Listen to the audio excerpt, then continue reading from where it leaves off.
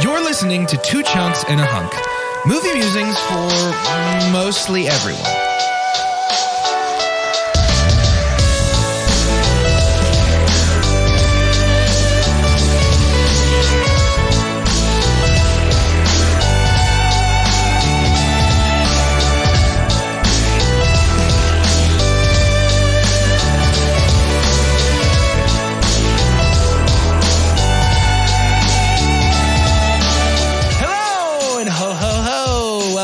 Chunks and a Hunk. My name is Jordan Wonders, and this week I'm your chunkity chunk. I'm Doge, and you have 3 million hunks in your personal vault. That's what I want for Christmas. Nice. I was a Johnny Legs. I shot from the hip. It wasn't good, but I shot from the hip. I like it. I could tell you were planning for something. Play video games all day. Playing video games all day. I'm Carter, and Santa Claus is hunking to town. Yeah. Why does he? He hunks to town because just this very day, though a streak ended, I did just lock in my longest streak of not having technical difficulties. It reset today. And so we don't really get to acknowledge it until it's done. Days without incident, zero. Consecutive recordings was in the dozens, I think, at this point, with me not doing some kind of technical thing. Is that true? Dozens? Dubby digis for sure. I don't know that I would say dozens. You're saying it's definitely not 24, but you're down for 10? Yeah. I would say definitely not 24. I would say definitely not 24. Oh, no. That's 4 months. Bad. No, that's 6 months. I'm not much older than the two of my co-hosts, but I don't remember names and can't deal with technology. I do feel in my mid-80s. Like you do sometimes, Grandpa? I think the difference here is that you're on a podcast with two guys whose parents asked them to help them like set up their entertainment centers or whatever. Sure. It's just of the four of us, our jobs, like our jobs professionally. Yeah, if we include a lot. I'm a gear monkey. A lot of moving stuff around, plugging stuff in, wiring things up. Yeah, I get to ride the waves of being one of a team of four where everyone else is basically a sound engineer, because people always talk about like, yeah, there's this new podcast out. It's pretty good. It just doesn't sound as good as y'all's though. And I'm like, yeah, well, hey, we do our best. And I I do nothing at all. I'm just here. We're glad you are. Yeah, we're glad I'm here. And I reached 10 to please you guys. We'll call it 10 straight at least 10 recordings of I think at least 23. Goofing. At least you don't minimum whatever is at most 23. Just flirting with the term dozens. But yeah, here we are. I'm a hunk for it though. We celebrate the little wins. Anyway, we gotta talk about our Action Christmas Volume 2 movie. Yeah. Just came out, recording it on the official release day, and the movie is known as Violent Night. Doge, give me a synopsis so we can start tearing into this bad boy like a present on Christmas morning. This week's Christmas synopsis was written by Justin Kroll. A team of elite mercenaries breaks into a wealthy family compound on Christmas Eve, taking everyone inside hostage. But the team isn't prepared for a surprise combatant. Santa Claus is on the grounds, and he's about to show why this Nick is no saint. Oh, nice. That's a pretty good synopsis, actually. That's a pretty good synopsis. Carter, my greatest regret is that we didn't have the foresight to know that this was an all of us go together movie. Yep. Yeah. Yep. Big time, man. We made a mistake. It was full of... my favorite thing to share with y'all, it was full of that. Yeah. We didn't get to do it. Our audience was lame. No way. It was so small and so quiet. No. And it was just us losing our minds in this theater while everybody else sat in silence. Man, the experience of the audience, which I guess we're also saying like, you wish that all of us could have seen it together. There is so much to be said about seeing a movie with people that have good energy. But ours was amazing. Yeah. We got to go to an advanced screening, so it was on a Wednesday. Oh, and nice. It was almost full, and it was one of their bigger theaters. And there were people in front of us that were loving it the most, but everybody was really loving it. But they had home brewed like Christmas hat things to wear, like Santa hats, and then did blood splatter on them. Amazing. And it was That is so fun. It was so fun. Yeah, we had a blast. This movie is if an ABC Family made for TV Christmas movie and also Die Hard and also Home Alone Yeah. had a baby and that baby came out and its first word was the F word. Yeah. Yeah. Yeah. Family. Yeah. Tell me how it's so strange, this movie. Tell me how I learned more about like love and life from Violent Night than Jingle All the Way, which was made for kids and families. Right? Right. I actually talked to Callie on the drive home part after I dropped off Doge because I couldn't talk about the movie in front of Doge about how much DNA this movie shares with Jingle All the Way in such a strange way. Yeah. This movie is just as ridiculous as Jingle All the Way, just as stupid as Jingle All the Way, and seemingly just as aware of how ridiculous and stupid it is. Yeah. Yeah. Mostly. Yeah. Mostly aware of how stupid it is. Did you guys see the very last trivia listed on IMDb for this movie? And I don't know if I whether believe to think this is true. Yeah. I don't know if I believe it. Reportedly, this was originally written as an Easter movie, but then was changed because David Harbour refused to wear a bunny suit. There's no way that's what that is. I don't think that's true. No. That's not true at all. I don't think it's just too fresh for it not to be voted down or taken off yet. I fully in my soul believe that this movie only exists because somebody made a Violent Night joke and then they were like, I gotta go right now. I'll see you guys later. Bet you won't. It feels like sent a spec script to David Harbour on a dare. Like, wouldn't it be funny if we got Hopper to be Santa Claus? Mm-hmm. He would never do that. Mm-hmm. And then he emailed back and was like, I'm in, Dave. And they're like, no. I guess we should write this movie. We gotta make quick. it now. Yeah, yeah dude. I had a blast. I don't know what else to say, guys. It was so fun. It was so a lot colossally stupid. Yeah. But it's supposed to be. Yes. It's so funny because it took two genres that can often be colossally stupid. Christmas movie and action movie. And Christmas movies. Yeah. Christmas movies are typically bad, even though I love them. Right. But it like mixed them up and it worked. Like, and this isn't, I mean, there's been attempts at this, I do think. And they just never make it. Like Goldberg, like any former wrestler puts on the Santa suit and they're like, go. It's going to be all about you. You're going to go in and mess stuff up. I think Bill Goldberg, who was one of my favorite WCW wrestlers, played Santa in like a horror movie. But I don't know how much it was trying to be funny. Did you get the trailer for that horror Santa movie where it's a Santa android? It's like super like grindhouse. It's like this Terminator company. Santa. It is exactly what if the T-1000 was a Santa Claus robot.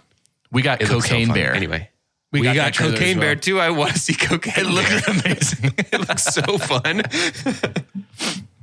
Yeah. I will super pump early. Go. And I think the most unique thing about this movie is it actually got me in the feels. I had moments where I was like, this is a touch poignant. Like, this is so interesting. My super pump is the relationship between Santa and Trudy. I love that really this little girl gets a walkie-talkie, which is also very much Die Hard, dude. Two of our favorite protagonists get to talk to each other. Yeah. Super Die Hard. But the fact that they talk and she's kind of responsible for giving Santa the Christmas spirit back, I as cheesy as it was. We've seen that a million times. Yeah, That's happened as cheesy as every movie. I loved it because David Harbour does such a good job of working with kids, I've realized. Yes, he does. Of being incredibly, there is always something about big,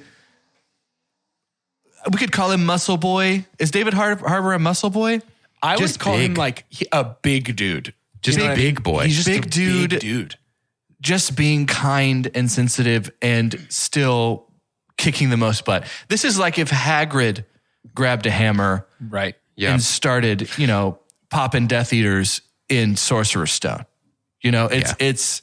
I loved it. I loved their relationship. I thought it was so clever. I will never get over Santa Claus excitedly receiving something called Bone Crusher. I will never Skull Crusher. Yeah, I will never get past seeing Santa Claus be like, so fun. Skull Crusher. I'm so excited. Like, it is insane. Yeah. I think the fact that we did have that specifically. There's other moments. I think attempts at trying to be sweet that I didn't like, but this is what I liked the most was Santa and Trudy's relationship. Because anytime they were together or communicating were my favorite scenes. Yeah. I Loved agree. it. Loved it. I agree. I'm gonna mix it up. I'm gonna super dump. Dump it up then. Dump it in. I was back and forth between two things, but my super dump is Act 1. Just the first 30 minutes of this movie. I think the actual opening with Santa at the bar was fantastic. Really great. That's so fun. That was really funny. I think everything else was too long and built up to what was almost my super dump, which is the worst romance subplot I've ever seen in a movie. A completely unearned reuniting of two lovers at odds. Like, that's my super dump. Their kiss at the end, it's like, you didn't earn this. No. Nobody We changed. actually found out he actually confirmed that he's just as bad as his mom. Yeah, like right, she exactly. never It's loved like he's him gonna more. She never saw steal more all of of this herself in dirty him. money. Yeah, dude. Yeah. That's my super dump for sure. So that was almost my super dump. I'm combining it with the fact that is set up in the first 30 minutes and everything else. Like, it felt like they tried to do kind of a Knives Out family thing and spent too much time on a cast that couldn't carry that amount of time. So I was, there was no point in getting to know them I that was well. like getting a little nervous that it wasn't going to be the movie I wanted it to be. And then it became the movie I wanted it to be. Great. But I will say Cam Gigandet, the guy from Never Back Down. Yeah. He got my number, man. Yeah. He made me giggle. That was real funny. He made me giggle hard. Giggle. I think since this is my super dump, I think the big thing about that relationship, because with a Christmas movie and even an action movie, you could be doing it as like satire, like to be funny of like, hey, isn't it always funny how they just end up together and there's really no reason why? But this movie was doing enough good things already that stood out of being like, well, I can't tell. I need to be able to tell if you're laughing at yourself. And I couldn't with that. That did feel like and I think it is because of my super pump, which was how genuine and heartwarming Santa and Trudy's relationship was. It's like, oh, no, they're definitely trying to do another thing like that, in my opinion. Yeah. And it didn't work. I think maybe that's what I'm realizing, because I did enjoy this movie. Like, it was exactly 100% what I thought it would be. Yeah. And so I loved it. Like, but I think there is that element of like, I don't know, if we're comparing it to things like Bullet Train and things like John Wick that we've never seen John Wick, but Carter's never seen John Wick. I've seen John Wick. But if we're comparing it to like things like kind of like gory action comedy that's been happening, like having sort of a moment lately, I think there is that extra level of sincerity that at times works against the like over the top action satire tone. Yeah. And it's things like, I don't know, I guess I'll super dump here too. I think there's a way to make John Leguizamo's Scrooge in this interesting. Be a villain that hates Christmas, and that's funny. Yeah. Mm-hmm. But I think that it was too close to the like Christmas movie trope of like, this guy had an angry Christmas and was disappointed by Santa Claus, and so he has no Christmas spirit left. And it was like, I think that we could have, I don't know, made that satire a little bit more clear, or moved the other direction and just been like, you know, in Die Hard, Alan Rickman he's not robbing them on Christmas because he hates Christmas. He's robbing them because he's robbing them. And I think we could like either lose the I hate Christmas, so I want to kill Santa Claus to death. Or like really turn that up and make it way over the top. Yeah. Yeah. Johnny Legs needed to be one of the top 2 funniest things about this movie, and he wasn't. I agree. Yeah. I mean, I always think, like Johnny Legs, so whatever, take it with a grain of salt. But yeah, I thought that one of the things that kept this from being like the best, which I really loved it. But one of the things that kept it from being the best was David Harbour and Trudy are like the two interesting characters. Santa and Trudy are the two interesting characters. Nobody else is really that interesting. They're just, they're good for a one-liner or two. Yeah. Yeah. But, and Walmart brand Oscar Isaac wasn't bringing it for me either. Yeah. I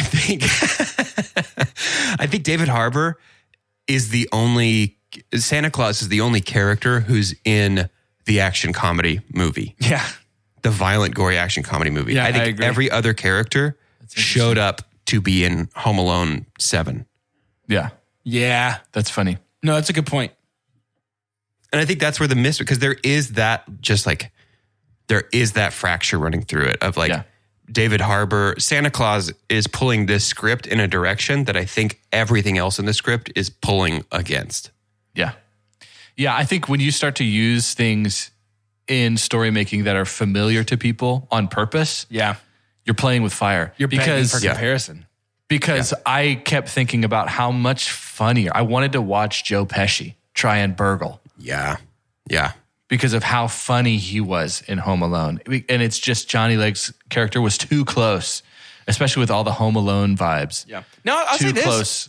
The henchmen worked for me, actually. They were great. I thought they were fun. They were good. Yeah. Almost my super pump was rated R Home Alone. Yeah. Yeah, that was great. The scenes that we had, oh my goodness gracious. Yikes. Yeah. Wow. That was the nail so through the funny. chin is one of the worst things I've ever seen. It is visceral. Man. That is visceral. I can't unsee that. Something that this movie does so well in that same Home Alone vein is like when a dude is getting lit on fire and barbecued from the inside out by a Christmas tree topper that's in his eye socket, and Santa's just laying there talking on a walkie-talkie while this dude's face is on fire. It is funny instead of horrifying. Yeah. That's impressive. That's good. It is, yes. That is what makes this movie good, is in those moments where it is over the top ridiculous. It's also funny. And it works really well in those moments. Yeah. Yeah, I just wanted it. I just would have preferred action set piece after action set piece. Same. I think I agree. I agree. Not enough because there was too much action comedy. Too much Christmas hallmarking going on. Yeah. And we're Farleying early here, but when he gets what do you do about a 90-minute when he action gets Santa to have just the shed slaughter, I think I'll call it, when our kill team come in. So good. The kill team also felt very Die Hard. Yeah. It did feel like they were pushing that they're over the top douchebags. Because in Die Hard, if you remember, we get two FBI agents. I think they were like Johnson and Johnson. I think were their names. Johnson, I believe. And They make baby shampoo. Way more cartoony than anything deserves, than they should be. But it works somehow. I think that's what they were kind of trying to do here. It kind of reminds me of the scene in Elf where Santa's like the Central Park Rangers. That whole thing. That was not a bad Ed Asner. I don't know if you did that on purpose. Yeah, I felt it. It just happened in the moment. But that shed scene was almost my super pump. That being set to what was it? Christmas Every Day? Is that the name of the song? No. I think so. Yeah. That whole scene being set to that song. He finds the hammer. He just goes full on Santa Wick. Yeah. We use our wood chipper. I loved that. We use fun. We use the ice skates on the fists. Dude, it was amazing. That is so cool. He decapitates the guy with the two ice skates. It's so good. That is so cool. I wanted more of that. We get a little more of that a couple more times, but I wanted more of that. That's what I thought. I think that's what I thought the whole thing would be. Yeah. And I think it could have been that. There was just, I don't know. We've said it a bunch of times. Just that weird focus on like weird sincerity. That's like, I think Santa and the Kid has earned sincerity. I love, that's like. I agree. You can't have Santa Claus in a movie without that element, but everything else, I think we could have left. Yeah. I want a sequel to this that is exclusively violent Santa. Well, here's the thing. They marketed so heavily that it's from the team that brought you John Wick and all that stuff. But here's the thing, Carter, just so you know, since you haven't seen them, This is nothing like John Wick. No. John Wick's action is Oh, I figured. like super clean and stylized and basically nonstop. Whereas this was like messy and sloppy on purpose. It's supposed to be, a hammer. Like almost grindhousey action. Yeah. I've heard you guys say enough trying to be like John Wick that I respect it already without seeing it. Like when you say things like they're clearly trying to be John Wick, but they can't. Yeah. Which is like every frame is gorgeous and I think what I was really expecting was Bullet Train, but with Santa Claus, where the whole thing was very self-aware. Yeah, and there were those beautiful moments of self-awareness in this movie. And it's so funny. My bar is so low for Christmas movies, and by that I mean like I watch 4 Christmases every year. That movie's a 6, but I love it. We watch Christmas at the Cranks all the time. That movie is a 3. That's a yikes. That's maybe a 2. Yeah, it might be a 2, but I love it's so bad that I love it. And so when it comes to Christmas movies, I fully admit that I don't really care about quality. I care about the experience of watching it. That is where this movie delivers hand over fist. Is like, this is a solid, easy, stupid watch. Yeah. And that's what I really appreciated about it. But the disappointing part is that the parts that were bad could have pretty easily been better with a couple rewrites and some better direction for our actors just saying, hey, maybe try harder. And I just think that I hate to say this because I don't want to create a scenario where you're afraid to cast somebody who was good in something else for fear of comparison. But when you cast, I need to pull up her name real quick. The sister from Knives Out. Edie Patterson. Knives Out. When you cast somebody from Knives Out in a movie about a rich family that's a comedy and they're supposed to be infighting, that's tough. You're going to draw comparisons. And this movie in that sense falls way, way short. And then in the sense of being like a family movie falls way, way short.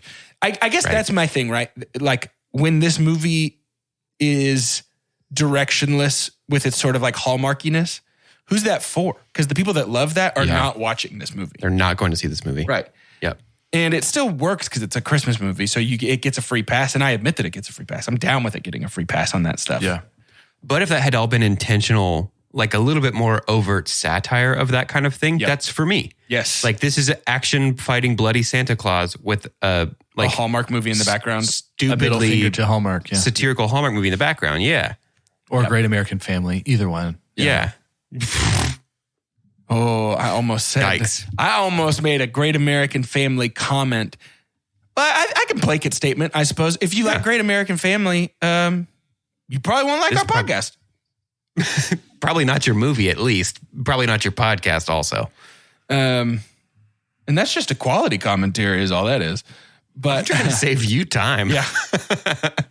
But man, it just feels like they shot for the middle and nailed it. They absolutely hit the middle. Yeah. On those aspects of this movie. And unfortunately, because they hit the middle, it's worse than the middle. It's less. Those parts of the movie are less than the sum of their parts, whereas the other parts of the movie, I think, are somehow greater than the sum of their parts. I bet this movie cost beans to make. Almost nothing. Yeah. You got David Harbour and you've got a CG reindeer. Those are your expensive things. And then one explosion of a single grenade. Yeah. Oh, dude. And Santa Claus dismembering a man by dragging him up through a chimney. That's what I wanted to watch with y'all the most. I know. Yes. Johnny Legless, dude. Yes. Carter. That's fantastic. Johnny Legless. You have given us a gift. Got a little Christmas spirit up the ancient chimney. And the noises, I knew what was happening. The splash. That was wonderful. The splash. Splash was tough. That is actually what I think was the catalyst for making this movie. I think that's the idea somebody. Yeah, what if Santa Claus pulled somebody up a chimney? Yes, dude. Yeah. And killed him. It's like that. What a Mortal Kombat finish him Yes. that is. It is. Did you guys see the chimney at the beginning of that sequence? I saw the chimney. I was like, he's going to do some sort of finisher with the chimney. They frame it. That's like, okay, something's about to go. I didn't know it was going to be that, though. I'll tell you. I thought he was going to go up the chimney and just do like an aerial like finisher. Yep. I thought come down on his head with a hammer or something. With him, dude. It's so perfect. Shock. Absolute shock from me. I got more to say about this movie, believe it or not, but we do have to go to shout announcements.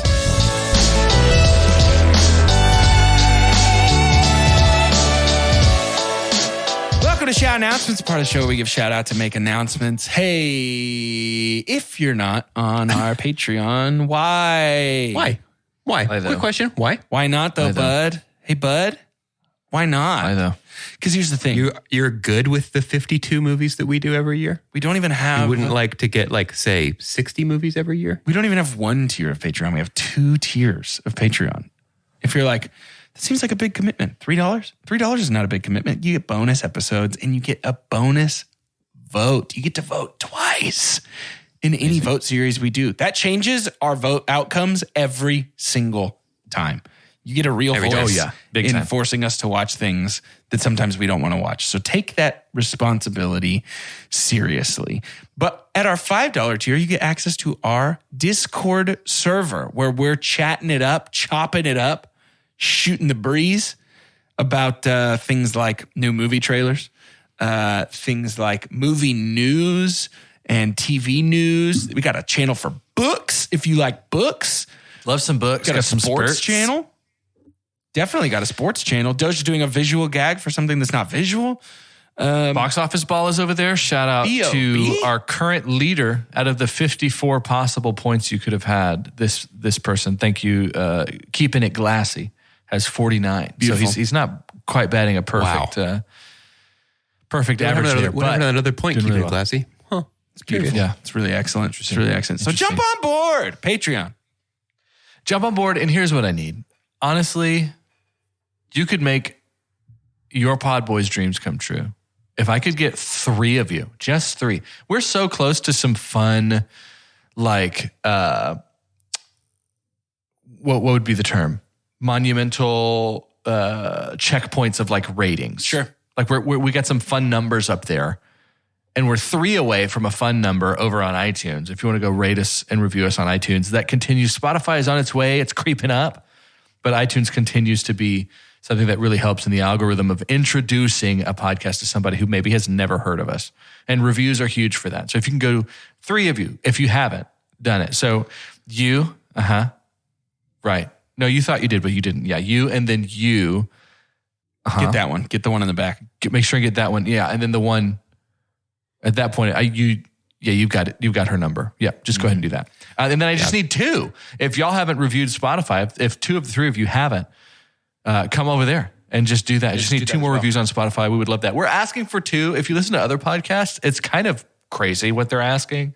They're basically asking the world to review their podcast, but we're more realistic. It's just you 2 over on 2 chunks. So we just need 2 and 3 to do it. Let people know about our podcast. Also, if we're on your Spotify Wrapped, let us know because that's really fun. We had a bunch of people in our Discord that is really show fun. us that we were on their Spotify Wrapped, and that's really we should look insane. And I love it. 2 Chunks has a Spotify account, right? Do we?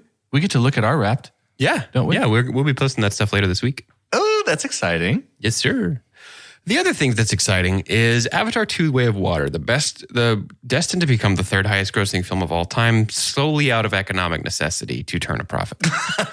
We're going to be talking about Avatar 2: Way of Water. I know we've done it kind of informally, sort of colloquially around the water cooler, but the Potter cooler actually on our podcast. But we're going to be doing a real episode about it. Once that comes out on December 16th, that next Tuesday will be our final episode of the year, and we'll be doing Avatar 2: The Way of Water. And now you might be looking at a calendar saying there's a week in between this day that this releases and the Tuesday that Avatar 2: Way of Water releases. There's a Tuesday that is unincorporated territory. And to that I say, look under your Christmas tree. There's a box that says do not open till Xmas. In this case, Xmas is that special blank week. We're going to be revealing to you what we're talking about that week because we definitely have already decided. You're a holiday powerhouse. You host the dinners, shovel neighbors' sidewalks, and make everything from scratch. You definitely don't need help making the holidays happen. But Dunkin's Holiday Blend Coffee? A warming medium roast complete with sweet notes of dried fruit and molasses. Or a cranberry orange muffin made with real cranberries just might convince you a little help never hurt. Especially the hot caffeinated kind. America runs on Dunkin'. Price and participation may vary. Limited time offer. Terms apply. Come one, shop all at the JCPenney Friends and Family Sale. Through Wednesday, use your 30% off coupon inside the JCP app and shine on with up to 60% off diamond solitaires and studs. Plus, get carried away with up to 70% off luggage from Samsonite, American Tourister, Skyway, and more. Anyone shops, everyone saves. We got your holiday. JCPenney. Offers valid on select items through 12/7. Offers reflect after coupon savings. Exclusions apply. See store or jcp.com for details. This holiday, whether you're making a Kroger Simple Truth Turkey for 40 or a Murray's Baked Brie for 2, Kroger has fast, fresh delivery and free pickup, so you can make holiday meals that bring you all together to create memories that last. Kroger, fresh for everyone. Free pickup on orders of $35 or more. Restrictions may apply. Get more ways to save at the Buy 5 or More Save $1 each sale. Just buy 5 or more participating items and save $1 each with card. Kroger, fresh for everyone. And we're back. Super pump. I'm gonna super Tell pump. me this. I'm gonna super pump. Oh, I think I know what it is. I don't know. Maybe. It's David Harbour. Yeah. It's David That's an Harbour. easy one. It's just obvious to me. It's David Harbour. He's the selling point of the movie. He's how it got made, I assume, or why it got made, perhaps. He's the best. He should have been Santa long ago. I love this angry Santa when he went into a flashback state to show that he has been a Viking. Yeah. I got all sillied up. Yeah. Giggletown population. Giggletown population Jordan. Jordan. It's me, Jordan. Butterscotch Ripple. I have a call. I want to make a call to Hollywood, a call to action. Hollywood. See what I did there. I love it. Can we go ahead and make David Harbour our modern day? Can he carry the torch? Can he be the person who carries the torch for Bruce Willis? Ooh, please. Yeah. What a man. What a man of the people. What a man. What a really man. funny. Like continues to be really funny. Bruce Willis that's started in good. comedy. Yeah. Let's bring in David Harbour and let's say Stranger Things is on its way out. Just come in here and be an action boy. Give the man a series. Let him be this dude. I don't even care if it feels like Hopper. I don't care. It's because Bruce Willis got to come in and just always kind of be not as grumpy as Harrison, as old Harrison, but he got to come in and just be capable and barely make it. Like, I think a lot of it had to do with me seeing David Harbour bloodied up and just saying things exasperated, but loving on kids and really hating bad guys. Like, I was like, oh no, like this is what it should be. Jordan was talking about the comparisons there. We can't help but compare to Knives Out, Home Alone, all these different things that this movie is an homage to. But the Die Hard part worked the most because of David Harbour. Yeah, for sure. I completely agree. He has that same like exhaustion. Yes. But he's so large that you can believe that he could absolutely. Even Bruce Willis, you could just look at him in a tank top and be like, okay, he's going to get me. Yeah. He could get me. Yeah. He could get me for sure. And it's just a little bit bigger. It's just But on top of that, I think he's more charming than Bruce Willis ever was. Ooh. That's too early. Hey, that's Carter's uncle. Yeah. I didn't say he's a better actor. I didn't say he's a better actor. I didn't say that he's a better action star. I think he's more charming than Bruce Willis. Ugh. That's the only statement I'm making. Wow. But I do think he's a better actor than Bruce Willis. So that's the second statement I'm making. Gosh, chill, dude. Dang. I'm not saying he'll ever make Die Hard. We should not touch Die Hard. Hollywood, don't remake Die Hard. Oh my gosh, what an they'll try. mistake that would Try. More like Try Hard. Dang. Whoa. How'd you I promise get we him didn't like script that. We normally script everything we say on this podcast. I promise you right there was not scripted. Oh, and that was a good joke that we wrote. Thank you, Carter. Let's take a moment and talk about Bruce Willis' charm. Yeah. I think, here's what I'll say with you. David Harbour has the potential to be, in his career, more charming. I think the only... Okay. Are you just saying on screen? Yeah. Charm? Okay. Oh, I don't think he's in-person there yet. charm is an easy David Harbour W. We don't even have to talk about that. Yeah. I wasn't going to argue with that. No, I wasn't going to argue with that one. I think that Bruce Willis has charisma, but not charm, is how I would put it. Yeah. I think that David Harbour has both. Okay. I feel that. But I'm really digging this connection you've made because I think Bruce Willis, obviously, like what he brings to Die Hard is he has this sort of like grittiness to him. I mean, we're not charting any new waters here to say that one of the best parts about Die Hard is that it is pretty grounded. And, John McClane gets hurt, which is a big thing. I remember my dad actually talking about seeing Die Hard for the first time when it came out and being amazed that an action hero got that hurt and that he wasn't coming out just like glistening and on top of the world, but that he was bloody especially and almost dead. Yeah, measured against the other action heroes of the time who were superheroes. And I think that David Harbour can bring sort of that same thing in a cool way. I think you're absolutely right that he might be Hollywood's second coming of Bruce Willis in that way. And we've already done a lot of action with him. Sure. I mean, with him being in his character in Black Widow, obviously Hopper can lay the fist down a little bit too. Yeah. He's there. Hellboy, it's like he's an action guy. He's just big. We're ready for it. Can we talk?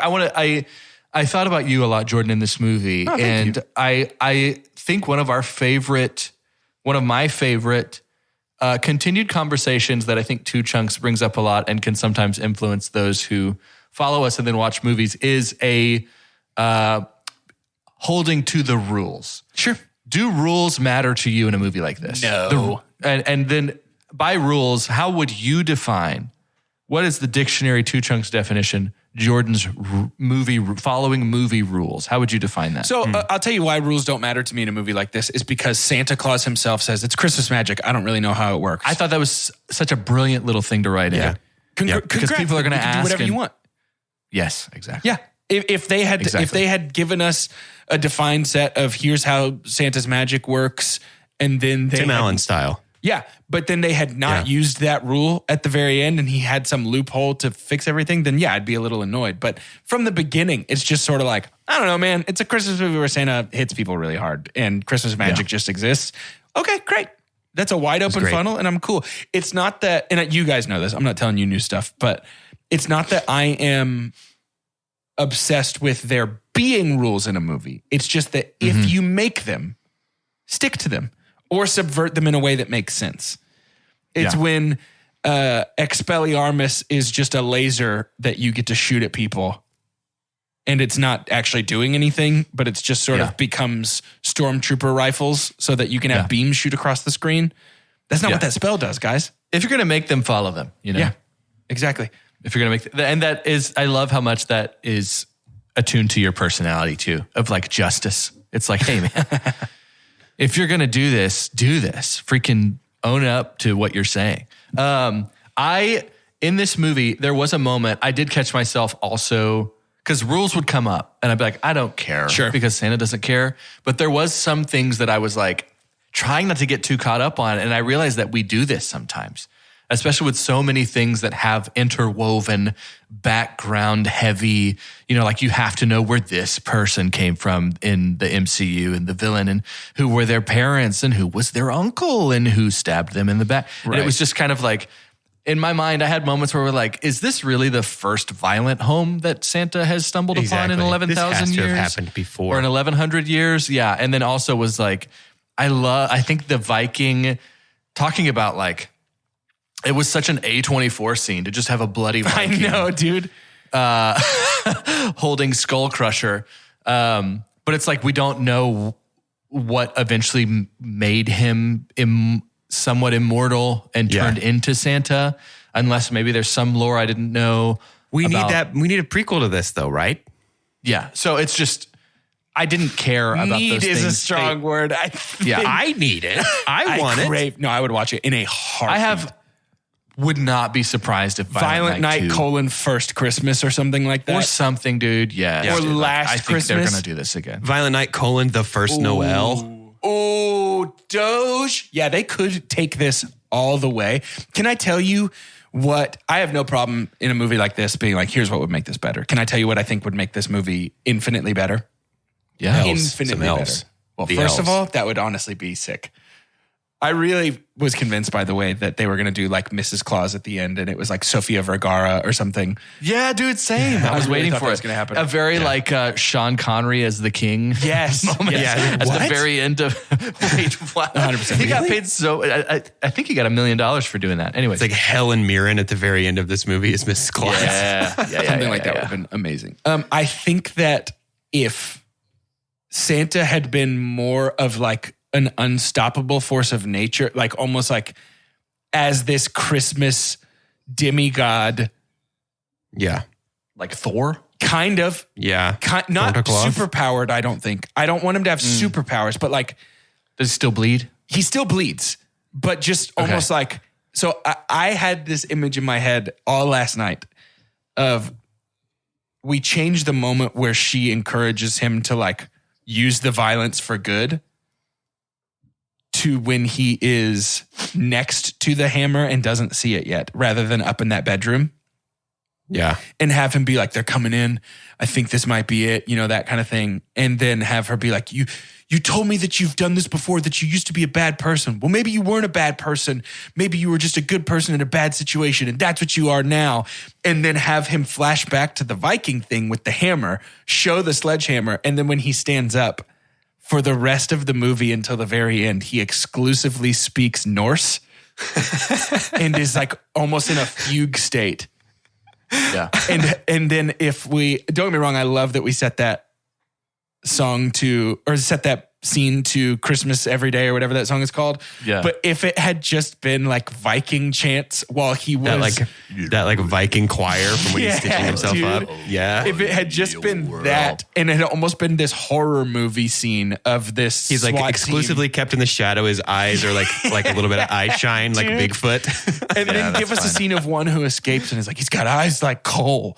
He's, you know what I mean? Yep. Like let them get A corncob pipe and a button nose. I know they were kind of going for the Die Hard thing where the attackers always think they have the upper hand until Santa shows up.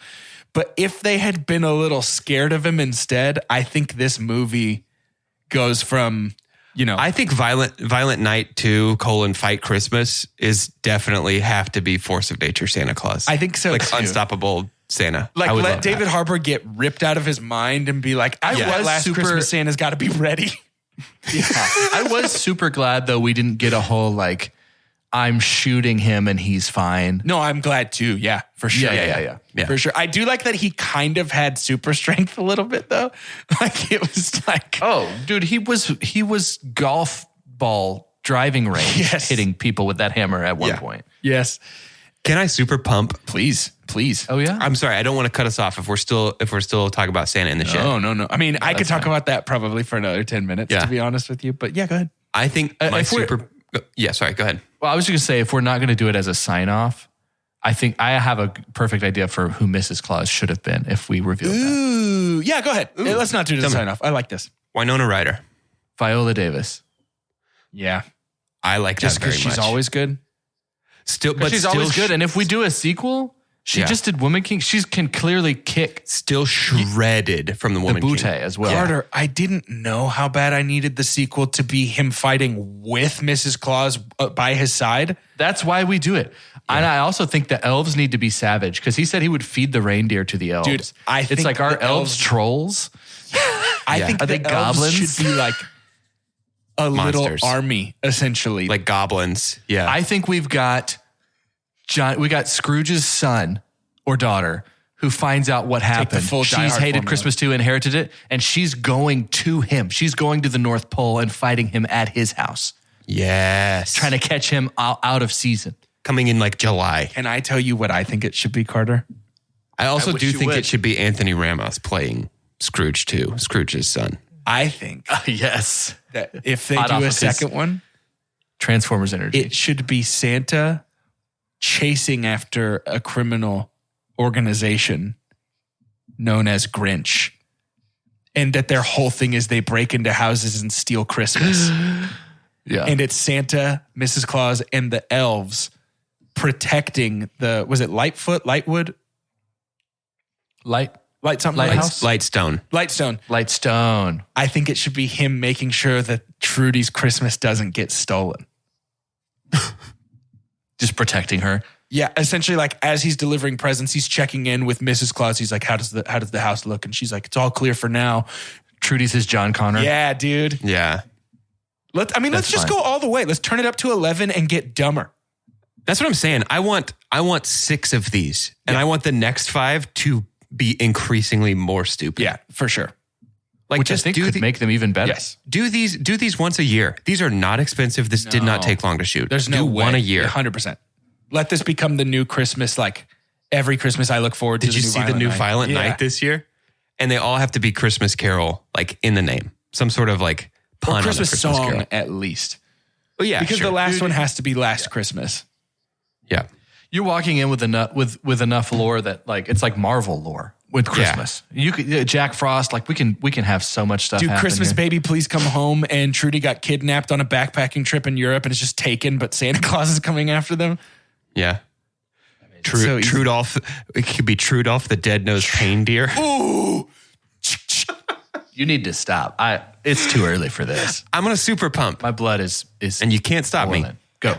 The scene where Santa Claus takes his shirt off and is stitching himself up and he's covered in the Viking tattoos. So good, dude. Is very cool. It's like actually legitimately cool. And also, but he stitches himself up and then packs the wound with wrapping paper and ties a beautiful bow on top of it. Man, that is the funniest thing in the world. That is exactly the tone that this entire movie should be. Yeah, that was like where it's like good. Actually, that's really pretty badass. Then he packs his wound with wrapping paper. That's incredible. Yep. That's incredible. That is such a good bit. And it's like these Nordic like snowflakes though, because it's also still very much Santa's big tribal it's still tattoos. Clearly like a tribal, but like it sounds like the Norse God of War Santa, the 2017 or 2018 God of War though. Yeah. So like that scene was exactly Kratos going back to the house and getting the blades of chaos from under the floorboard. 100%. And it's like, he's going to go all out this one last time. I was expecting Santa to be like, "You about to turn me into the old me." I told myself I wasn't going to do that. Like, I was expecting him to like have a whole moment with himself. I don't know, man. It's time to rate it. We're at the end of the episode, but like, I don't know what to say. Regardless of what ratings come out of our mouths right now, go watch this. Go see this movie. Because this is so fun. We don't rate viewing experience, although that factors in. What we rate is, the movie kind of as a whole, but doesn't matter. If we all three say the dumbest thing about this movie, go see it. It's so stupid and fun. But anyway, it's time to rate it using the scientific cinema scale, which is perfect. And as follows: the best thing we could ever say about a movie is own it, don't lend it, buy that poster.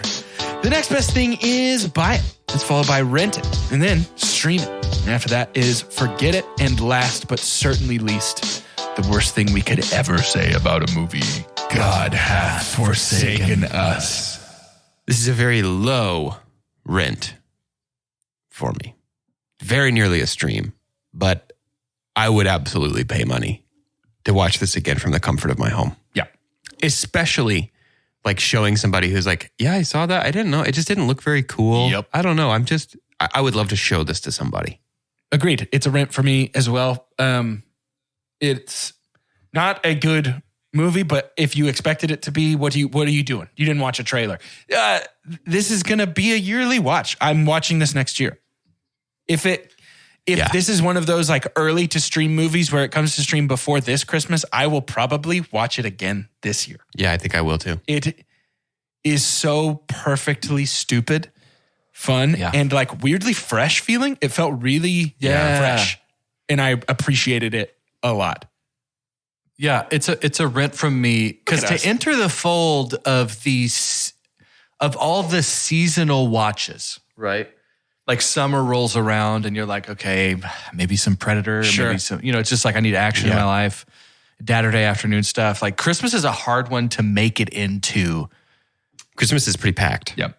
Yeah, to make it into the lineup. So Christmas is pretty packed. And I think, I'm a rent because of the fact that y'all just said is like, I think Violent Night makes it. I don't think it's like, because Jingle All the Way is first and there's a few things that I just have to watch. But there's certainly enough time left in my season to go ahead and plug in Violent Night. And again. Violent Night seems like the perfect movie to start a tradition of like, oh yeah, every year like 6 of our friends come over and we make eggnog and wear Santa hats. Yeah. And we watch Violent Night. We play together. Super Smash Bros. And then watch Violent Night. Yeah, like it's the perfect movie for stuff like that. I love that. This podcast hardly ever calls for sequels, but we can't stress enough. It has to happen. Do whatever you want with Violent Night. I'm going to be legitimately heartbroken if there's not at least 2 more of these. Yeah. There's no way it's not going to be financially successful. I can't imagine it cost very much. It's probably going to make 10 times whatever it cost. It had a theater release, which is wild. 200, they cost $20,000. And honestly, if they just cast a more interesting villain, it'll take this up to a buy for me, probably.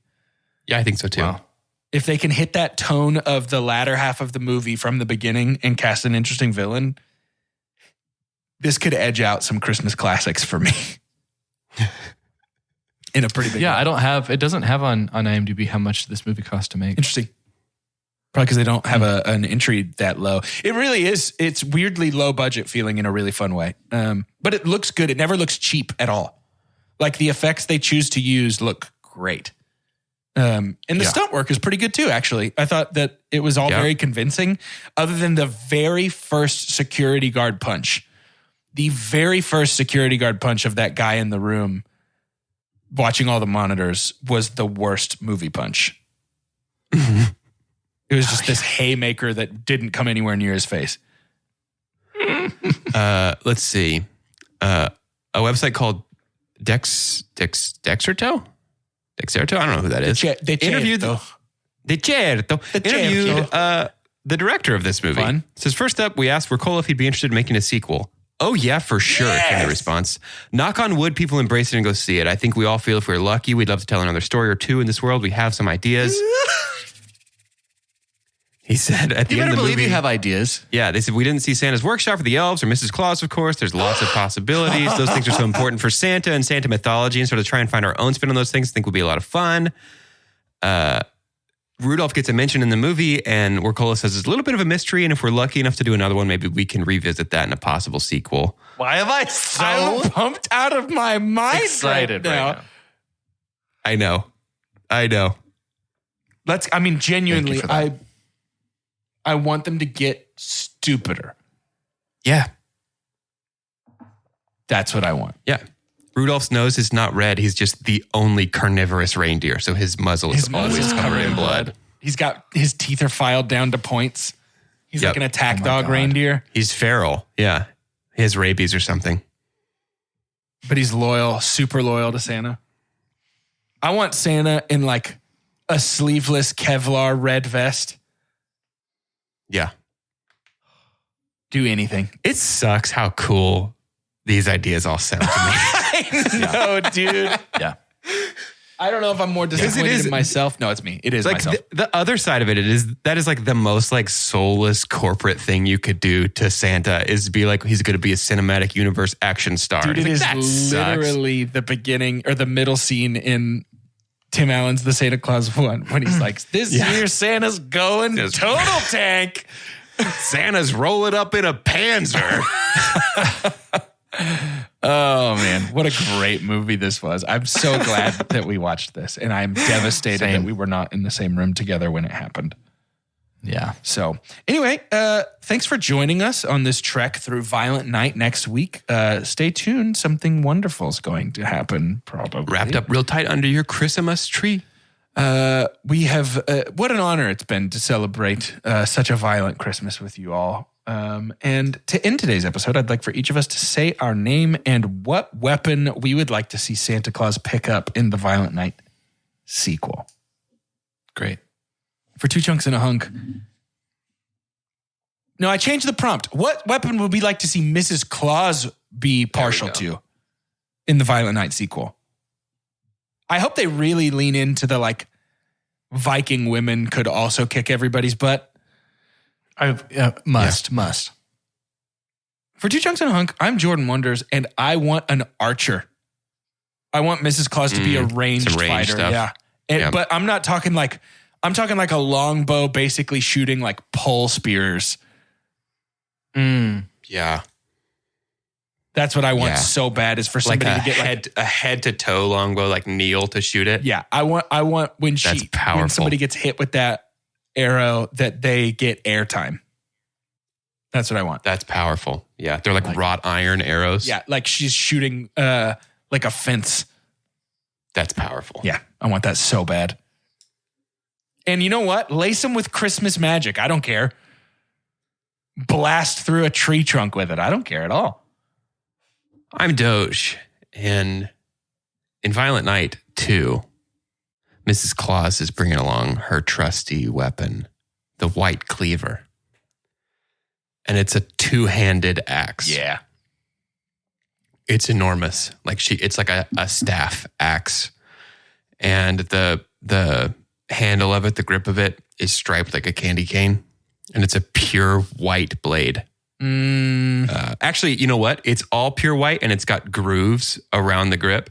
And as it fills with the blood of her enemies, it looks like a candy cane as their blood runs down the staff handle of the white cleaver. That's truly excellent. Goodness. While Carter's thinking, I tell you my other idea? Yeah. Is it a Morning Star where it's a stick with the chain and the like spiked ball at the end? Wait. Yeah, that's what I was thinking. Is it really? Are you just lying? No. Take it. But you're probably, I couldn't get past Morningstar. I just didn't know how to make it Christmassy. Dude, it's not Christmassy. It's called the Star of Bethlehem. Oh, that's great, actually. She would also have a shield, because most Viking women, I believe, in battle were shield maidens. That's beautiful. I was going to say that he would refer to her for the first half of the movie as, I can't wait for you to meet the old ball and chain. Oh, yeah. And then she would show up, and her first shot would be dragging this Morning Star through the snow, so menacing. Yeah. And what I want is for everything that Santa is, for Mrs. Claus to be like 10 times that. For him, I think he calls her his Valkyrie, and she rides Rudolph into battle. Oh, yeah, baby. That's exactly what I want. What a perfect extended universe to jump into, right? Because it's lore that more people are familiar with than would be Marvel. But you can do whatever you want with it. And less people care what you do. Yeah, dude. No one's going to be like, actually, it's like, no, we've done so much to Santa lore anyways. If he doesn't refer to It's Mrs. Claus as his Valkyrie and she rides Rudolph into battle, I will be pissed. Like, can you imagine when they have a hit list? It's like they're starting to lean in now to just taking out big baddies. And the trailer is just like a slowed down, all I want for Christmas is you. Do-dun, do-dun, do-dun, do-dun. Oh. Give it that trailer treatment where it's just the one note. Boom. Boom. I don't want a lot for Christmas. There's only one thing I'm asking for. I didn't think I would hit that. It's Christmas magic. I don't believe in it. But it's Santa saying it, who's already been up a chimney. I don't believe in magic. I've been alive for 1,200 years.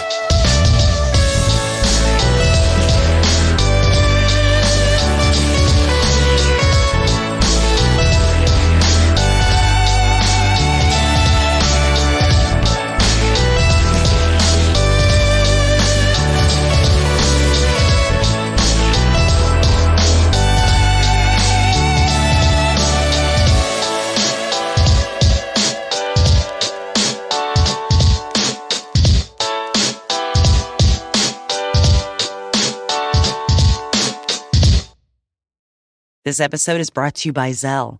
Whenever you're sending money through an app or online, it's important to do it safely. Here are a few helpful tips.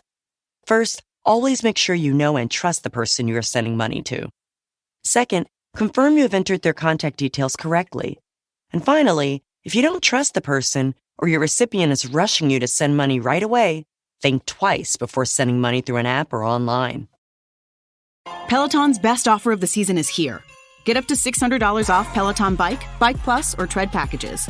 Choose the package that's right for you with accessories like our cycling shoes, a heart rate band, non-slip grip dumbbells, and more. If you've been looking for a sign to join Peloton, this offer gives you everything you need to get going. This limited time offer ends December 6th. Visit onepeloton.com to learn more. All access membership separate. Offer ends December 6, 2022. Excludes Bike, Bike Plus, and Tread Basics. See additional terms at onepeloton.com. Whether it's Kroger Simple Truth Turkey or mac and cheese with Murray's English Cheddar or pie made with fresh Cosmic Crisp apples, there are many dishes we look forward to sharing during the holidays. And Kroger has all the fresh ingredients you need to turn today's holidays into tomorrow's memories. Kroger, fresh for everyone. Get more ways to save at the Buy 5 or More Save $1 each sale. Just buy 5 or more participating items and save $1 each with card. Kroger, fresh for everyone.